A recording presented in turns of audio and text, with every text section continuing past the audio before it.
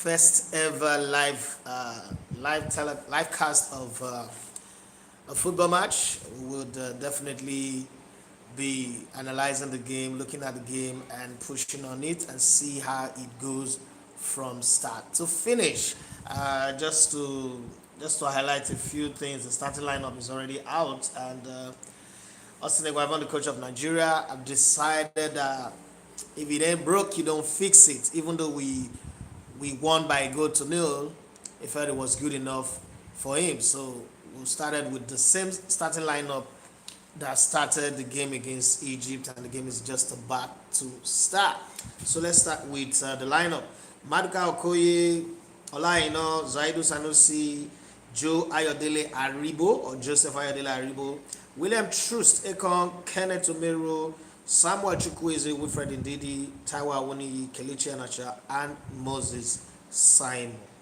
We hope that this team will be tough, strong, solid enough to get going with the game. And I do hope that if you guys have comments, we would see the comments in the comment section, so we know what you've got to say.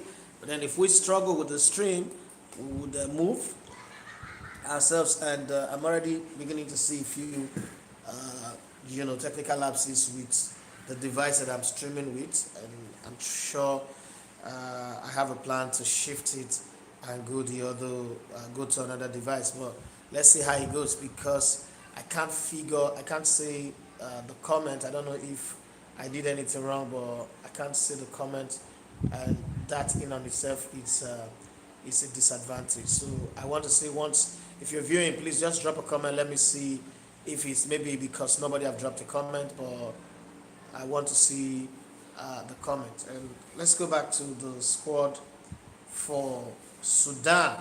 Nigeria is playing more of a 4-4-2 system, an arrowed 4-4-2 system. Sudan has made a kickoff already, and the game goes. So it's 5 p.m. Nigerian time, wherever you are viewing. Let's see how this goes, and then we'll take it from there.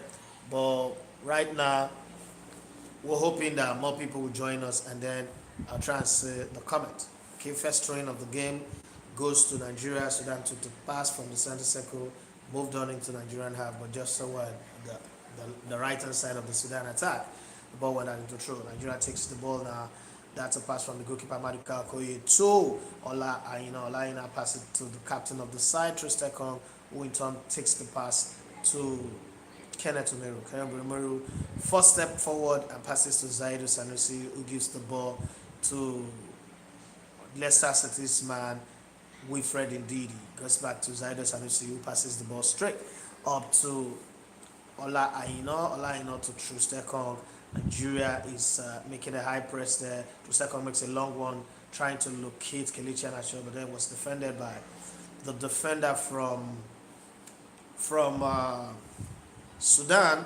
But the ball goes to Samuel Chukwueze, who dribbles his way down and gets the ball to Zaidu Sanusi, who plays to back to Samuel Chukwueze, who tries to dribble and dribbles himself out of touch. Borantia is the name of the coach of Sudan, just in case you're wondering who their coach is, and the coach of Nigeria is no other than Austin Cerezo Owen Eguavoen. We're hoping for more in that game. Ali Ashren is the goalkeeper for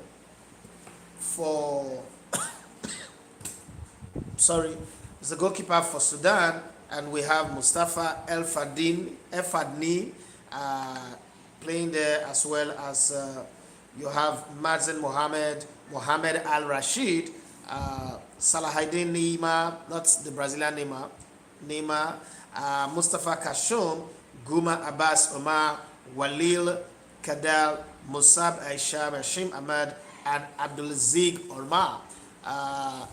Just a few minutes on the clock, and Nigeria puts the ball on the net. Guess who put that ball on the net? It is Samuel Chukwueze, the one that the mother prayed for his boot, prayed for his leg, and touched his head and anointed him with anointing oil very early in the game, and Nigeria is already a goal up against Sudan. This is the kind of game you want to see. Olamachi say, I am not watching, okay?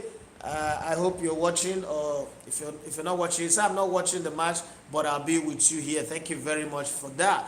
Beautiful goal scored. Nice pass from Moses Simon. And then, I've been on the back of Moses Simon, like seriously hitting him up. But then, beautiful pass in the edge of the box to Samuel Chukwueze, and he just slots it in like somebody who's at the ATM and slotting an ATM card into the ATM machine. Positive one there. 3 minutes on the clock was what it took for Nigeria to open the deadlock. Okay, so Nigeria defends again, but then well received there by Zaidu Sanusi, who passes to the midfield Marshall. Wilfred did it for Leicester City, and then he lifted the ball forward, but then Sudan defended very well by heading that ball into touch for a throw-in. It's a throw-in on the Nigerian left defensive side, with Zaidu Sanusi holding on to the ball, ready to throw, looking for a man to throw. He takes a long one from the throw line to the center line, but then Sudan well defended that one. Then they take the ball now, moving it around the center circle from right hand side to left. They push forward, trying to get something off that one, but then like a policeman, Trustekong checks him, checkmate his opposition very well, and the goal scorer also came back. Talking about Samuel Chukwueze, came back to help as best as he can. Now, another thing we should do is, if you're watching the game where you are and you're following us, let's have a conversation. It is more interesting if we're having conversation together on this. It will be nice. But then I'll give you, for those of you who are not watching the game and are following, this is a better way to get the live cast going. So let's have a little bit of fun. I've got my popcorn here for those of you who, I've got my popcorn here, and we're just going to be taking it one game space at a time. What I've decided to do is take us through to the first half and then change it again. Kelechi Iheanacho is just exactly the same system that we played against Sudan's fellow North African team, Egypt. Yeah, Kelechi Iheanacho drops to the midfield to join the midfielders when we lose the ball, but then when we get the ball, it becomes a link. It's more of a 4-4-2, but it does also look like a 4-2-2-2 formation. But then as it goes forward, it widens up like a basket. But I think that it is actually 4-4-2. Or most probably 4-4-1-1, because Kelechi Iheanacho, as much as he goes forward, he also drops deep. Yeah, Joe Aribo tries to play a 1-2 with Zaidu Sanusi, but then was retrieved by the Sudanese, who in turn tried to push an attack there, but was defended by Joe Aribo and Zaidu Sanusi, and it led to a foul around the center circle, just off the edge of the center circle. Sudan takes that foul, that free kick very quick, and passes back all the way back to their goalkeeper after 3 or 4 different Sudanese players were on the ball. Now it's Sudan trying to build something here. I don't know what they would create out of this, but let's see how it goes. Sudan doesn't seem like a team that wants to hit us gung-ho and hit us on the attack. What Sudan actually are set up to do is, let's soak the pressure, hit Nigeria on the counter. But then Nigeria has made the field so big. It goes back again to what Iguavon said on the film room production that we did for him on Athletes. If you watch that video, he said one of the things you do to frustrate the opponent is to make the field very big. Expand yourself like melting oil on heat and fill the whole place. When you occupy the whole place, it is difficult for them to find gaps and spaces to run through. But then to play that is just like what we saw of Man City earlier today against Chelsea.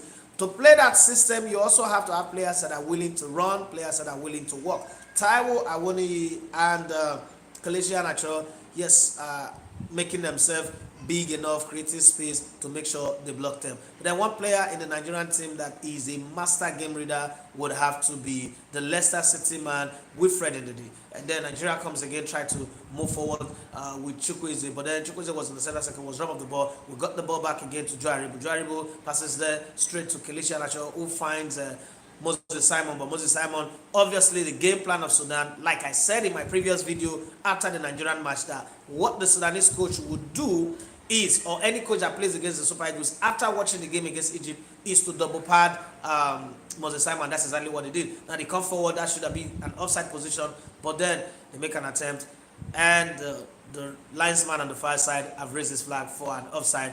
But the Sudanese young man who's smiling was expecting that ball was deflected into touch for a corner kick. It should have been a corner. It's a very close one if you watch it from the replay, but his hand, half of his hand, was in an offside position.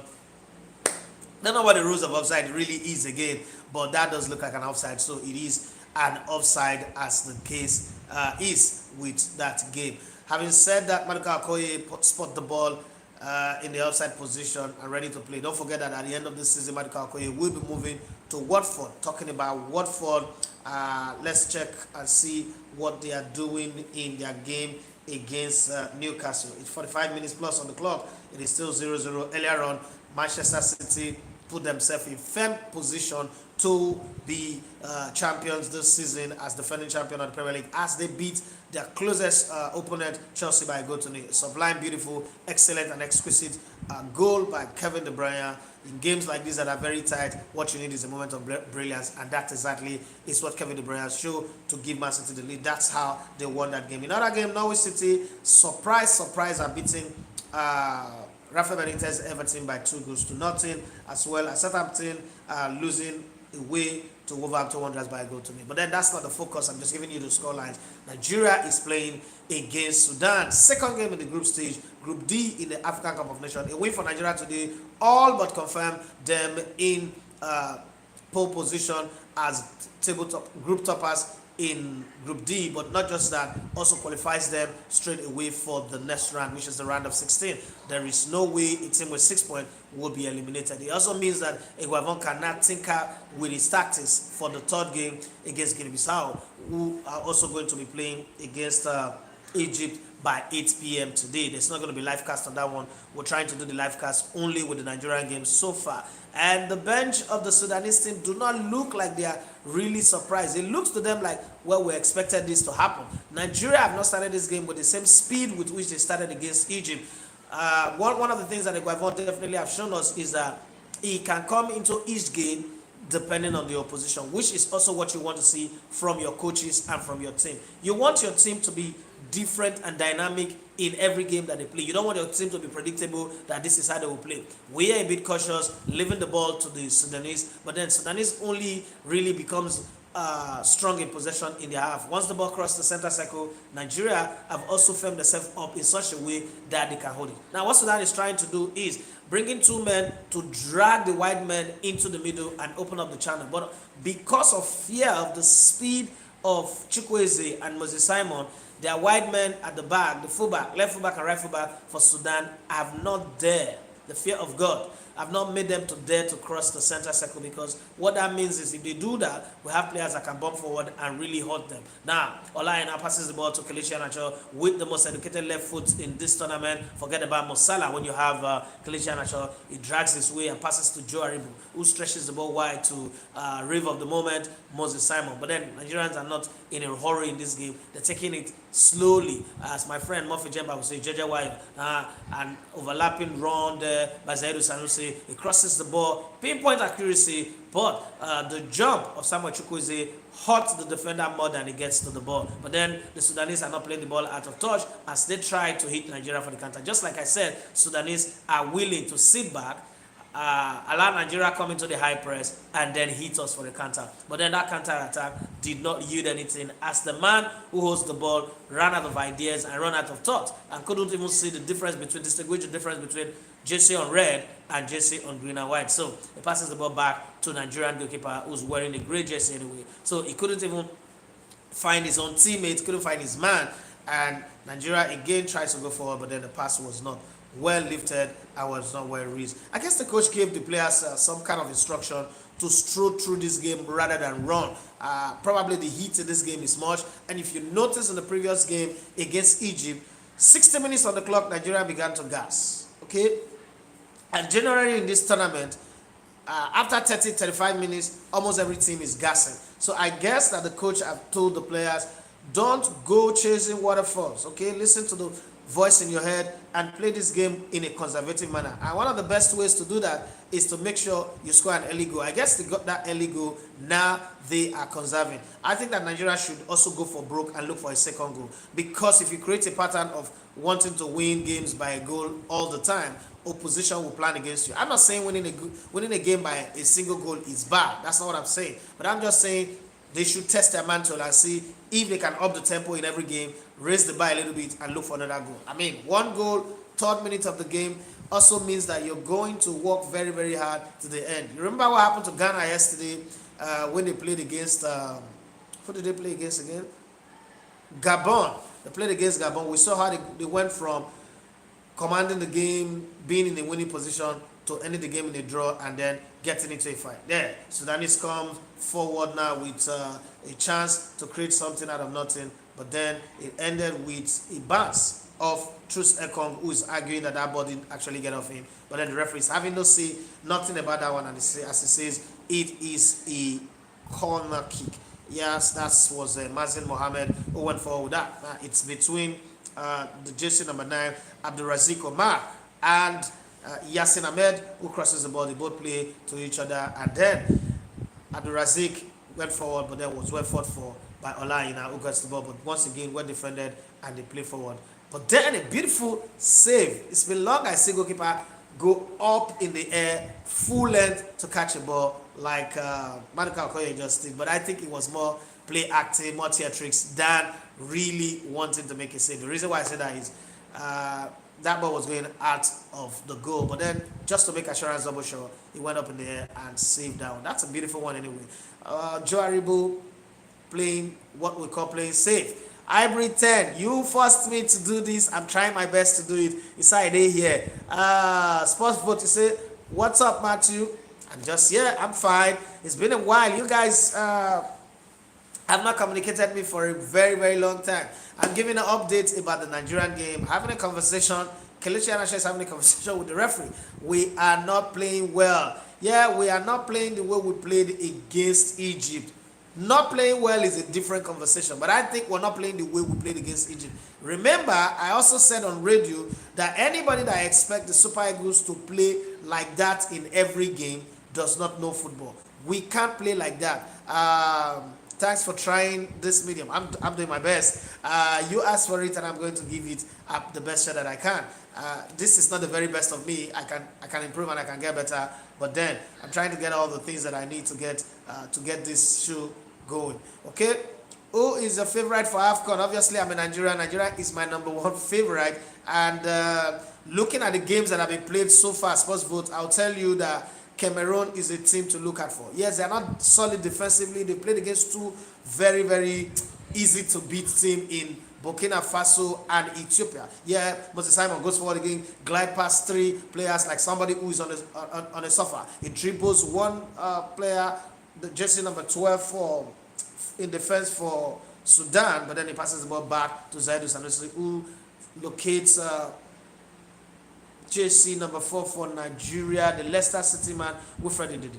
Passes it back all the way to Kenneth Omeruo, who gives it back to him. Now it is time for Moses Simon to go, but even his speed could not skip that ball as the ball rolled out of touch for a throw-in in favor of the Sudanese. But then Moses Simon really constituting nuisance and making himself a menace for the Sudanese team. They wouldn't like him. They wouldn't be happy seeing him smiling while dribble past them like hot knife through butter there. But then it didn't turn out to be a goal, so they have themselves thanking their stars that it's still just Nigeria 1, Sudan 0. That goal scored in the 3rd minute by Samuel Chukwueze. One of the things that I love about the Nigerian defense, though, I agree with Hybrid 10 that we're not playing well, is the fact that Kenneth Omeruo does know how to give depth to Trustekon, something that we don't see too much with Leon Balogun, as most times one ball beat the two of them. Then Nigeria comes forward again. Tawa when he passes the ball to Samuel Chukwueze, who dribbles and picks the ball to his right. He wanted to take that left foot cross to Tawa when as a return pass, but that didn't happen. So Sudanese with their lungs busting and going forward now is JC number 15, Yassin Ahmed. If there's anybody that will cause Nigeria a problem, that's the player to watch. He's a young man, very handsome young man who likes to play on the ball. But then, well defended there by Samuel Chukwueze. One of the things you want from your white players, your forward white players, is the ability to track back when your team is defending. And exactly that is what he's done with, some beautiful effectiveness. Not just scoring that goal, but then adding value to the team when we're not in possession is also something you want from any of your player, and that's exactly what he has done. Yes, possible to say how many years before an AFCON tournament win the World Cup. I don't think that we have a team in Africa that can win the World Cup. I need to be very honest here. Chukwueze tracking back, good to see. Yes, very, very good to see. I pretend. Now, Sports Vote, I must be very sincere and be honest. As much as I want to see an African team win the World Cup right now, I'll tell you, there are quite a lot of things that are missing in the African players that can make us win the World Cup. So winning the World Cup does not just come down to uh, power and pace. Technicalities also play a very big role because you're going to meet some teams who do not have to deal with power and pace, but just have to do with the little trickery. Winning the World Cup is a game of margin. That's like the highest level of football. You need more than just speed and power to win the World Cup. You need a lot of techniques, you need a sound tactician, and then you need a team that is united on purpose. And most times, African teams don't have that. Babawale Olayemi Sebos doing his thing. Fish is like fish inside water. Thank you very much. So I don't think that it's sad to say because I'm an African and I really would love to see an African team win the World Cup. But unfortunately, reality tells me, and truth needs to be told. As much as I'm an African, I'm also a football purist, a football analyst, and I'm not here. I'm not an insurance salesman. I'm here to tell people the truth that I know. Don't forget that the goal that Nigeria scored came off a long throw by Ola Aina inside the 18-yard box, well collected by Moses Simon with Kelechi Iheanacho to his back, but then he looked at for Chukwueze, who practically threaded the ball through the eye of the needle and found the back of the net the way he did. It was a beautiful one, very, very lovely one. Smile on the faces of Nigerian players. But how many Africans have won the World Cup for other countries in the last 20 years? Truth of the matter is people wouldn't believe an African team can win it until we do. Yes, because we have to prove yourself. You have to prove it. Was like Spain in 2010. That question by Sports Vote, I don't think any African have won the World Cup for any country. I read England last World Cup squad was 25% Nigerian. Well, no, it's not up to 25%. There was Tammy Abraham, there was Tomori, and then there was Saka. 3 players in that squad. It's not up to 25. Maybe let's say 15% or 9% at least, but not definitely not 25%. But no Nigerian player have won the World Cup with any country. There's no Nigerian player that have won the World Cup. Sudan are not a side to bother Nigeria. Sudan is not a side to say prayers to win. But then Nigeria have also not raised the tempo. So there's something I like to highlight here when people see this thing that, oh, Nigeria is not playing well against Sudan, and I'm seeing a lot of comments on my WhatsApp here, Nigeria is not playing well against Sudan. As a football player, it is very, very difficult to play against weaker teams like this sometimes. We saw Cameroon, Ethiopia. Ethiopia not fantastic, but it was difficult to break them down in the first half. Remember the first half ended 1-1. When they got burned out, Cameroon has showed up. They have home advantage, they have the crowd, the home support for them, and everything going well. But then they also have the brute force of players like Abubakar and the rest of them to play against Ethiopia. So it just might be that same thing that happens when you play against a lesser team who, sometimes don't really come out to play. They just sit back and double pad themselves in double lanes of 4. But that's not an excuse. Nigeria, quietly takes the ball. I think what Nigeria is doing with this game is they are playing at a walking pace because from the center half to Nigerian half, anytime Nigeria is in possession, Sudan does not move. They don't cross. Obviously, they've concluded with their game plan that if they go forward, Nigeria might just hit them for the counter. I mean, if you see the way Nigeria play against Egypt, you would think like that. But what I think that Nigeria should do is Nigeria should look for goal number 2. Goal number 2 means that Ethiopia will tell themselves we don't need to get embarrassed in this game. If we go forward too much, we'll get embarrassed. But then if they go into the half, it's 21 minutes on the clock anyway. If they go into the half with just this 1 goal lead that was scored in the 3rd minute, the coach should tell these players that, look, Nigerians are not that fantastic. Maybe the game against Egypt was a fluke. If you push a little bit harder, you make them make mistakes. You're not really pushing them hard. You're not giving them problem. Go out there and give them problem. They might make mistake. But then there are 2 sides to that coin. Okay, that kind of decision. If you make that decision, there is a part where you go up front, you push up, and then you lose possession because somehow Nigerian players are stay fast. You can't take that away from them. You lose possession and Nigeria hits you on the counter. Secondly, you have to roll the dice to win something. Spurs will say Ali, Nigeria, Barkley. No, Barkley is not Nigeria. Is Barkley Ross Barkley Nigeria? No, I don't think so. Ali is a Nigerian, yeah. Dele Ali is a Nigerian. Okay, Dele Ali, Tomori,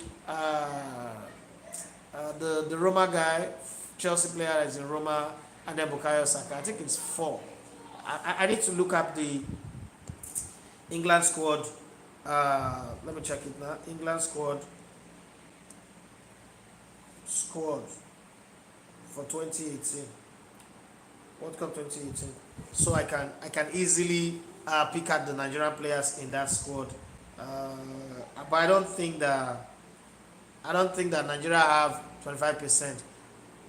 Oh, you're talking of the squad for Euro. Oh, I think we had more Nigerians in that squad. I thought we're discussing World Cup. England squad for the Euro 2022. I don't think 25% is much for Euro 2021. Euro Euro 2020. Okay. I don't think we got up to 25%, to be very honest. I don't think so. Um, so let me push out and see. So they had Harry Kane, Jack Grealish, Bukayo Saka, one Nigerian, Mason Greenwood, Phil Foden, Emily Rose Smith, Marcus Rashford, Jadon Sancho, Harry Maguire, Kevin Phillips, Raheem Sterling, Declan Rice, Jordan Pickford, Aaron Ramsey, Tammy Abraham. Yes, that's the guy I was trying to remember. Tammy Abraham. Why is it so high, boss? The Super Eagles players not playing for home nation. I don't think I understand that question. Can you come back with it again, please? Can you come back with that question that you just raised?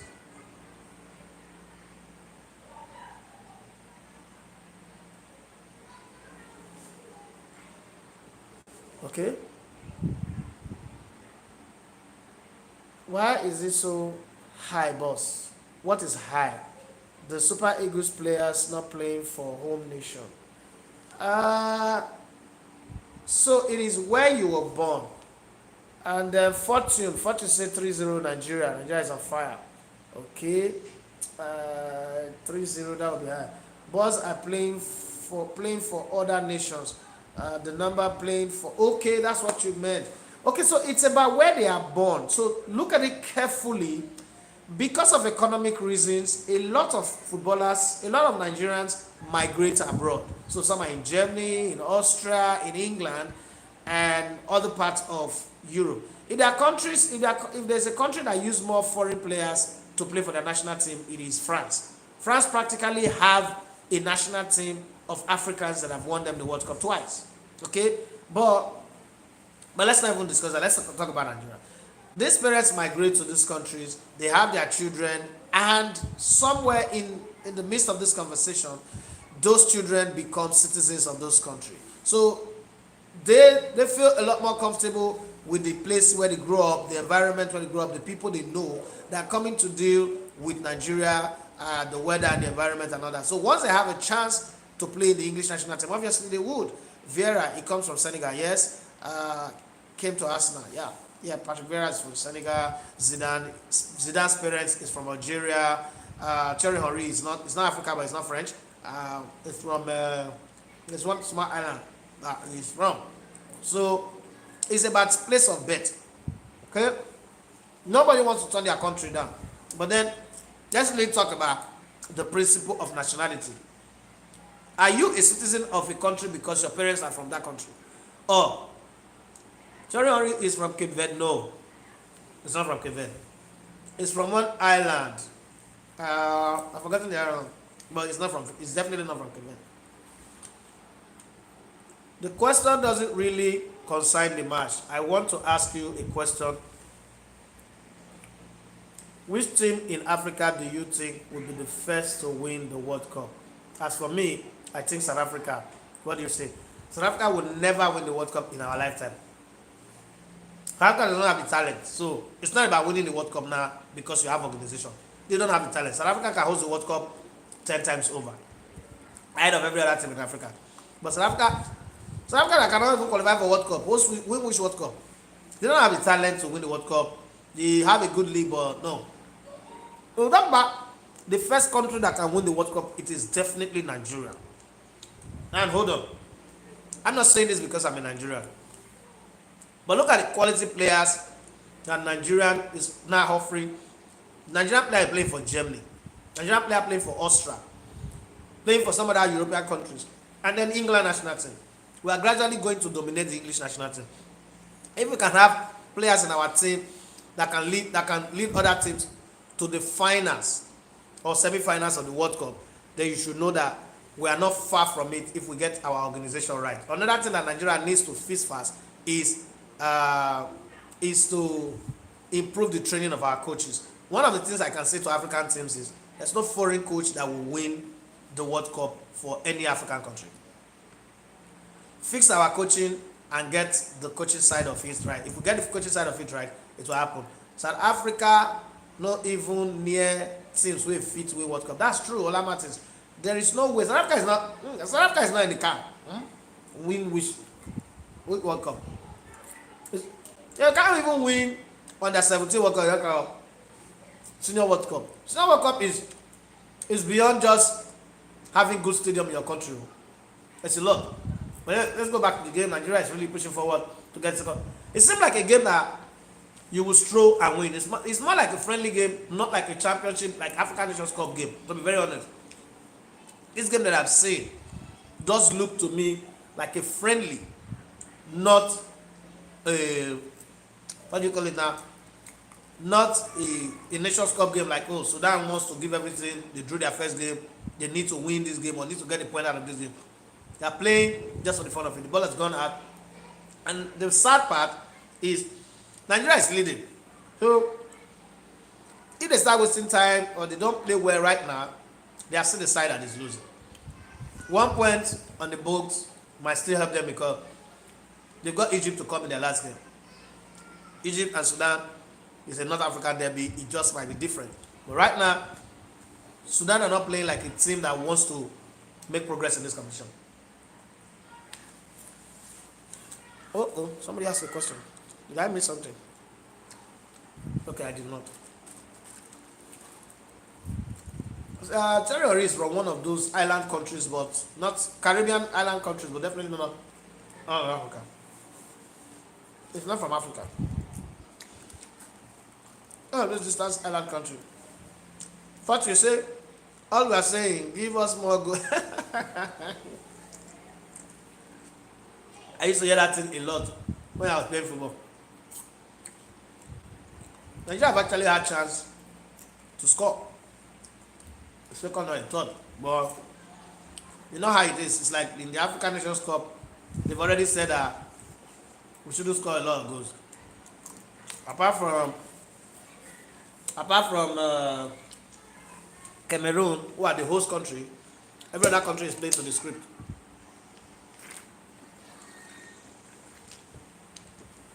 It's playing to the script of not scoring loads of goals, which is not good anyway. So back to my conversation on Nigerian players. So it has Bukayo Saka, Tammy Abraham, Tomori, and was Dele Ali that scored? Dele Ali did not make it to the Euro. So Dele Ali is not in the squad. It's still 3 players like they did to the World Cup. Just 3 players. So it's not 25% anyway. It's 3 players. That could be 9% if you put it in percentage. So that came forward, tried to make something out of this, but it was a case of one pass too many and well defended and shielded by Zedu Sanusi. Zedu Sanusi has impressed me with his discipline, his composure in this tournament. Olamati said, I wish Nigeria can just win the game by a wide margin. Okay, everybody gets that kind of wish. By a wide margin, doing that will cancel all this favorite tag everyone will give to Cameroon, and it will also help put more fear in our subsequent opponent. Well, I think anybody that plays against Nigeria have the fear of Nigeria. We don't need to score many goals. Paul Obi says beside that thing, please, I need that popcorn you are eating. Come and visit me. My house. Your house is across the express road from my house. Come and visit me. I have like a lot of it in my house. So come and take. Ebuka Mabuogu. Okay. I hope I'm pronouncing well. Just Googled it. Yes, Guadalupe. Yeah, it's from Guadalupe in disregard. Yeah, in disregard. Disarrayed Island. It's from Guadalupe. That's the name I was trying to remember. Thierry Henry is from Guadalupe. It's not Africa. Guadalupe is not Africa. Guadalupe is somewhere on that Trinidad and Tobago axis. That real Caribbean is a Caribbean. It's not from Africa. If we don't score more, then one goal that means we're not that really good. No, that's not what it means. Okay, Samuel Chukwueze needs to work on his end product. It's not just Samuel Chukwueze, it's Moses Simon and Samuel Chukwueze. Both of them don't have the final ball. I've said that about Samuel Chukwueze for a very long time, but you know in Nigeria when you say this, people say you are criticizing, you are bad matching the players. You should keep quiet. You shouldn't say that. He's a good player. He's got trickery. He's got talent. Not argument. But to play at the highest level, and these are the things that make you not to win the World Cup. You need to, because look at players like Frank Ribery, players like Ian Robben. I look at Chukwueze and Moses Simon, and I say the standard that talent is supposed to hit is the Ribery and Ian Robben's standard. But fortunately, they are not there. But we're already thinking that they are the best in the world. That on its own is a problem. Ivory and they say, I feel we need another goal to be saved. We need 2 goals saved to be saved. I don't like it one. Even when I was playing football, I don't like a 1-goal lead. I just don't like it. I don't have a problem with thinking, oh, we've scored a goal, then we are good. Sudan are not happy matters. Okay? This is close to parking the bus. Because they're lining up, they're not getting past the center circle. Nigerians are struggling to get pocket of spaces. When we go forward, we're not that calm enough to take the chances that we create. Okay? It's a little bit tough. Probably, what I so much like in this Eagles coach is the way he always on his feet, directing. He knows that his job is not safe. Fortune, he said, I think the challenge we are facing is that we don't know too much about Sudan players. That necessarily don't count. We saw them in the first game. We've been scouting these people since. There's plenty of scouting reports. They played in qualifiers. It's not as if they came out of nowhere. There's plenty of scouting reports. I even have my hands in some of those reports. We can't say we don't know them. We know them. Okay? It's just that sometimes to translate that knowledge, we almost got through second, almost got one. Well lifted free kick came forward, but then Sudan is trying to turn that into a counter attack. Joe Aribo stops it. Then it's time for Chukwueze to show us what stuff is made of once again. Can he deliver a cross? Can he get past these players and cause problem for them? Good pass to Joe Aribo, who tries to shoot, and it's funny how that ball did not get into the net. Reminds me of Gabon versus Ghana once again yesterday. No, is it Gabon? No, it's not Gabon. Malawi. That game where they finally lost 2-0, but their goalkeeper was the man of the match. It's not Malawi. Is it Malawi? The Morocco game that Morocco won 2-0. Who was their opponent again? That goalkeeper was fantastic. Yeah, once again, the goalkeeper of Sudan did everything to deny Nigeria a chance. The Sudanese are trying to keep it 1-0. They are really parking the bus. They're parking the bus, but eventually it will come back to 100. It will come back to 100. It's Comoros. Yes, it's Comoros. But why do you go to a tournament? I'm sorry. Why do you go to a tournament? You have lost your first game. Right?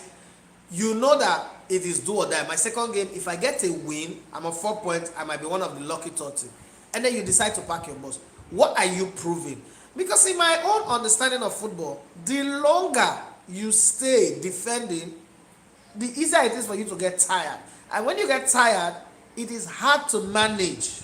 Truth, when a team is tired, it is very, very hard to manage. So how do they plan to manage that tiredness in the second half? Because I don't want to believe that Sudan is thinking, oh, let's sit back here and defend against Nigeria in the first half, and then in the second half, we will not come out and attack them. I don't know what their thinking is on that front, on that ground, but I think it's a work that is built on a very, very faulty foundation. I don't know, but that's what I think. Fortune says, Sudanese playing 11-man defense. Hope we can penetrate. Well, we've penetrated once, we've scored one. We've had a very good chance to make it two, but that didn't happen. The goalkeeper and the goalpost and everybody conspired to deny us that chance. Would we get another one? It does look to me like this is a match where Nigeria will score 2 or 3 goals, but then it's African football. It's the African way, sir. Most African teams play on a counter, even if they need 3 points. I agree with you. They will still stick to their defensive game, but it's not good for football. No disrespect to them, but it does look to me like negative football. Why play negative football? Why, put yourself up to play negative football when you can actually have a good football? So I don't feel. I feel like you should give it your all. If you lose, you will know. Okay, we try to attack. We put ourselves. But once you concede a goal so early in the game, go all out there, run. I mean, it's the same. The size of the goalpost is the same. Football is football when you're already on the field. Forget about the names of the players. Give it your all. It also helps you to know, if we can play. If you go and play this game and then the game ends like this, for instance, you only go home and be bragging that we played against Nigeria, they only beat us 1-0. No, you lost to Nigeria. That's what history will say in 10 years' time. Ibriton say if you don't have power, you can win you can't win an African game. I doubt England can survive AFCON. Not England, but teams like France who also have African players. Okay. And then team like Italy, because of their techniques. Because an Italy team, for instance, playing in this match, would not allow Sudan this contact game. The intricacy of their movement will displace the Sudanese team. That's one thing we need to also learn as Nigeria. We need to come to the party and say, you know what, we are not bigger than this type of football. Okay? We are not bigger than playing this type of football.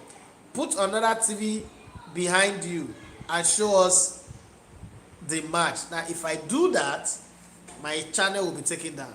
Okay?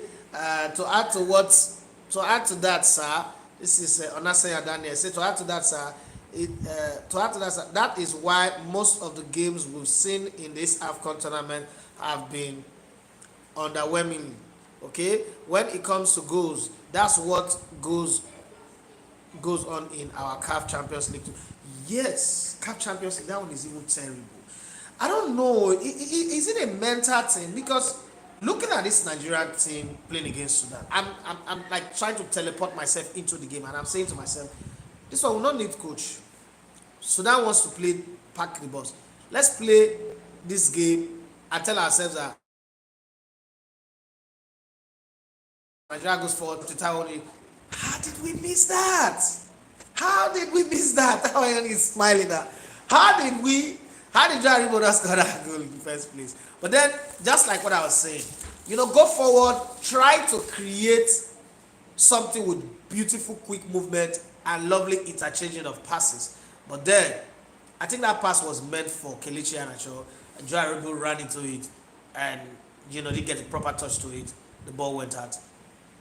It was nearly that cannot kill a bird, cannot ruffle his feather, according to the Beckham. Whoa! The game is going to open up. Definitely, I don't see Sudan coming in, but I hope that Nigeria gets into position of scoring a second goal before the end of the first half. It's 41 minutes on the clock. Nigeria still trying to get that all-important second goals. Not for lack of trying. We've created chances. We've tried. We've missed those chances that we've created. Yeah, we're not running like we ran against Egypt. We're not pushing like we pushed against Egypt. But then this is football. This is happening. Not two games that are the same. Sometimes you play extremely well and you don't win. Sometimes you play average, poor, and you win. I'm not saying Nigeria is playing poorly here, but if we're going to judge Nigeria by the standard of how we played against Egypt, then we are not playing as good as that. But who cares if we play as good as that if we win this game by 2, 3, 4, 5 goals? So that will cover for anything. And don't forget, Arsenal fans, your game is not going to come on tomorrow. How good is Awoniyi? We need him to score a goal in this game. Awoniyi is good, okay? But the chances have not been coming. Now, one thing you need to realize with Awoniyi, and that's what's making his game difficult, or him getting a goal difficult, is the fact that Kelechi Iheanacho is very far from him. So sometimes he's the one that is running at defenders, trying to put pressure on him. There's no support for him. So when he gets the ball, he's not trying to find somebody that is running back, running to come support him. And so instead of getting the goal, he tries to pass. Don't forget that he's a new man in the team. He can't just get the ball and begin to play selfish football. They might play him out of the team. So he's trying his best to be a team player, which is the best way to play yourself into the team before you start saying, okay, I want to be a man of my own, I want to do my own thing myself. Abiodun Lawal say we need a second goal to consolidate our lead. Absolutely, nobody can argue that one. Okole Chukwuemeka says, any link to watch the match? I'm watching on my Showmas. There is also, what's that one again? Let me check. Sorry guys, I have to check for that. I don't know. Okay, there's VIP League. So type VIP League.lc, VIP League.lc, and then you click on football. It's just like it does so many pops up that you might get frustrated and not get the message. Okay, Onasanya Daniel says another goal and Sudan will open up. They are still conservative because I'm guessing they wanted a draw in the match. They can't get a draw in this game. It's not possibility of them getting a draw. I want to say, don't you think we need Osimhen? We do need him. We miss him actually. Not that we need him. We miss him in this game. But then I think that players like Chidi Raeze will come in. Ero Yekuru, this kind of game that I will play Ero Yekuru. Maybe Sadiq Umar to come and see if he can battle it out with these guys. But then the crosses are not coming. Sadiq Umar does not do well when the crosses are not coming in. So maybe Onyekuru will be better because he can also dribble, he can also run with the ball. Nigeria goes to the second and finds the back of the net eventually. Taiwo Awoniyi finally scored one of the, how do I put it, one of the most unexpected goal of his career. Either ways, anyhow you want to put it, went up, the cross came in from the right hand side. The goalkeeper went for it just the same way our center back and captain defender through second went for the ball, and somehow the ball fell off the hand of the goalkeeper and went from Truce Ekong to Taiwo Awoniyi, who in turn headed the ball into the net. But somehow there is an argument. I think VAR is checking that one. Okay, he hit the head of Truce Ekong to the head of their number 5, and then he hit. It was just a bubble of ricochet, a flick on by Truce Ekong hit the head of a Sudanese player, and then in turn hit the forehead of Taiwo Awoniyi. But I don't know what the Sudanese are complaining about actually. I don't see why they are complaining. It is Saladin Neymar who hit the ball from the ball that was flicked on from what's it called, from Truce Ekong, and then he hit the forehead of Taiwo Awoniyi. Who cares how the goal came? The most important thing is that Nigeria have scored, and no amount of protest. It wasn't Taiwo Awoniyi, was in an offside position. They passed the ball, so there is no offside there. It's 2 goals to nothing. No amount of protest, no amount of complaint. Like someone said earlier on, a second goal will make them come out, and I think that's going to happen already. Kelechi may be too slow for Awoniyi. But this is how Kelechi plays his game, so it's not going to change. Bros on a corporate levels. Ayelo. As a Patrick Anna, don't you think we need Osimhen? We miss him. Needing him, no. He needs to wear. He needs to get well and get better for us all. That's the best thing that can happen.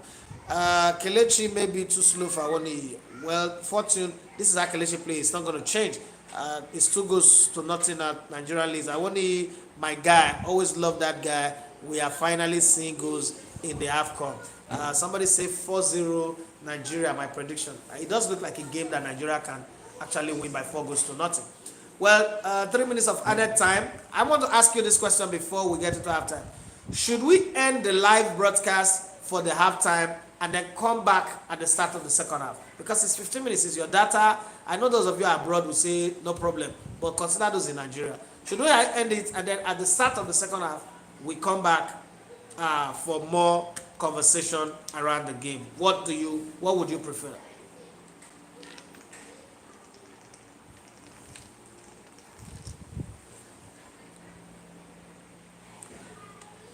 Uh, okay, so people say go and come back. Now Nigeria is pushing forward because Sudan have realized that that plan of let us defend and in the second half we'll go and attack them, it's not going to work.